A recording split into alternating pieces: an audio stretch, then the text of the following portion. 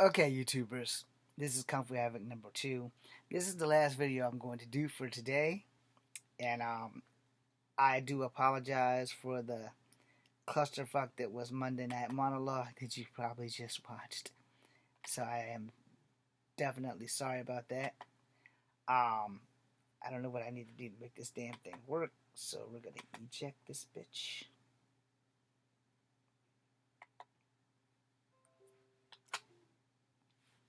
And then we're gonna place it right back. So it should come on the screen. There it is.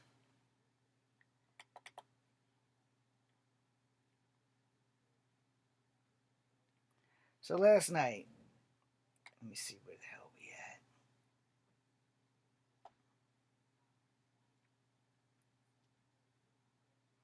We're on page 816. That's where I finished last night. 816. Alright. So on 815, the two brothers, Jason and Chris, are having a conversation.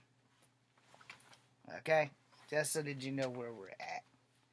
So, Jason starts laughing. Ha ha ha.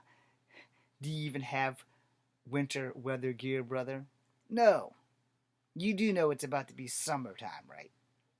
So, with that, I'm going to give you a little bit of a spoiler. 2 pages ahead, the gang. I'm going to give you their names because the paper's right there. So, I'll shut this down and I'll start typing after the kids get out of school. So first, let me save this shit because I know how bad my luck is. Save to the desktop. Yes. And yes. And now save to the disk. The little thing over there. Whatever the fuck that is. Flash drive. Yes. And now I'll close this bitch out. Then I'm going to tell you about the book. Alright, so, as of, oh, come on. What the hell are you doing, machine? Get rid of that. Close this out.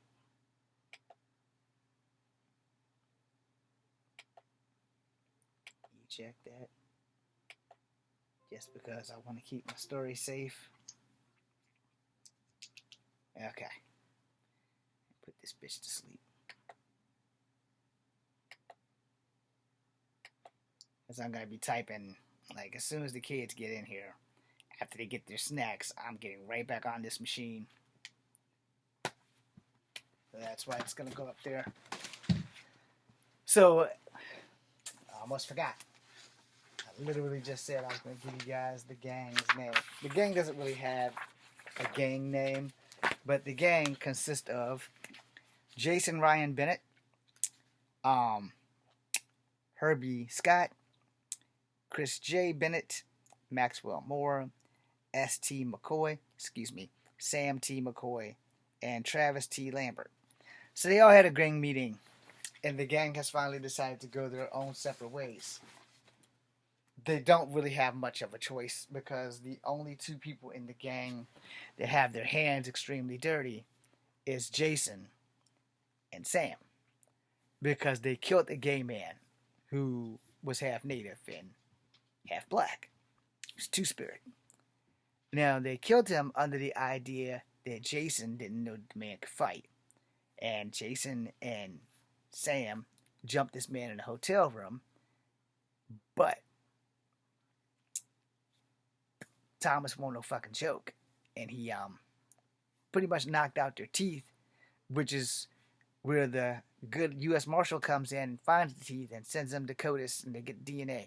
So we're at that point where everybody now has to make a choice.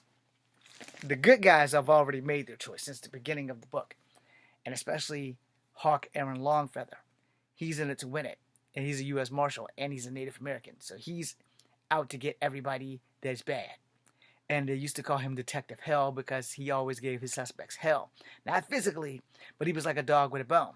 If you ever try to take a bone from a dog, you'll understand that that is not the best idea that you've ever had. Anyway, the gang had a meeting. Uh, 3 members of the gang are going to go their way. The other 3 members of the gang understand what's happening. So the brother, who's the member of the other 3, his dad has decided this is what's going to happen. You're going, whether you want to or not. And you can go the easy way, or I can have people come and take you. And so his destination is Alaska. All right? So that's basically why the brother asked, you don't even have any winter weather gear. And he's like, yeah, well, it's about to be summertime. Because the story takes place in what's about to become the summertime in California, in a fictional place in California with 2 fictional places that does not exist. There's the sundown town called Bennettsville, and then there's the Moonstar Reservation of the Lakota tribe. Lakota are not in California, or at least there's no reservation for Lakota in California. All right? So, therefore, I've also addressed the Navajo water issues in this book. I've addressed missing and murdered indigenous women and men, and sexual assault. Because when you read this book, you're not going to be able to read this book without being 18, because the opening of the book is a fucking rape and murder scene. Yeah, I'm that twisted.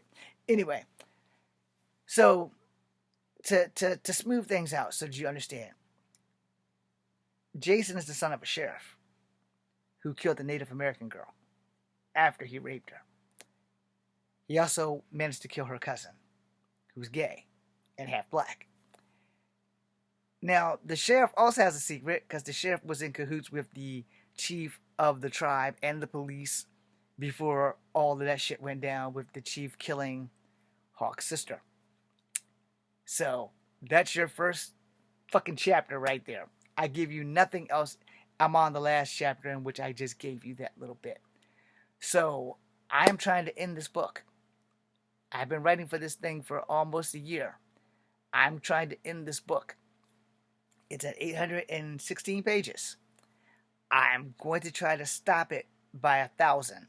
So I'm going to be putting in some time. Every night that I get off from work, every spare minute that I'm not dealing with a child that's not mine, I'm going to be writing in this book. The daddy is about to go and handle some loose ends. Sheriff Liam Bennett is about to go handle some loose ends. Sheriff Liam Bennett has been under surveillance by his deputy. So I'm ending all the loose ends in this chapter. And hopefully I can get there before I get to page 1510. So I'm also letting you know I had to water down a lot of the racism, because it's a sundown town and I wanted it to be as real as possible. And then I thought, I'm going to offend a lot of people. So I took out a lot of racial derivatives towards black people and towards native people. And this way it will get past any of those rules and regulations. There's maybe 1 or 2 bad words in there that are not legal cuss words, but racial insults and sexual insults.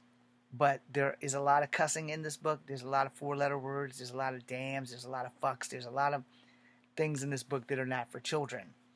Unlike American Kunoichi and unlike L.O.V.13, this is more realistic. American Kunoichi has something about demons and angels. L.O.V.13 has something about demons, angels, native deities, Egyptian deities, Japanese deities, Chinese deities, Greek mythology, all that shit roll into one damn thing, and the battle ends at Shangri-La. Spoiler alert, the book's not dropped yet, but when it does drop, you'll have a jump on what the fuck you're about to get into on that adventure that L.O.V.13 is, and American Kunoichi will be dropping soon, which is why I didn't give you any details outside of angels and demons. There are other elements at play that I will just leave. So, here's the thing about writing a story, so that I can end this book. In this video. If you're going to write a story, 1, you probably want to keep it short, because there's some time-consuming shit. 2, write about things that you can culturally relate to, unless you have a hell of an imagination. Write about some things that you like. Write about things that you're into. Write about things that you can make a story out of without looking like a complete putz. Alright? So yeah, I have I went down this rabbit hole writing this book, and I'm like, yo, I gotta finish this shit because as I'm writing these things, there are things going on in the Native community on TikTok, and there are things going on in the real world that isn't being covered, like the death of Emily Pike and everything like that. And the only reason why she got covered because it was accidentally leaked. No, and they're still hunting for justice for her, by the way. So there's been a lot going on, and if you're not aware of these things, that's why I didn't have a nice program for y'all for tonight. So thank you for watching. I am your host, Echo Fan Grey Wolf. This is Kung Fu Epic number 2. Be seeing you.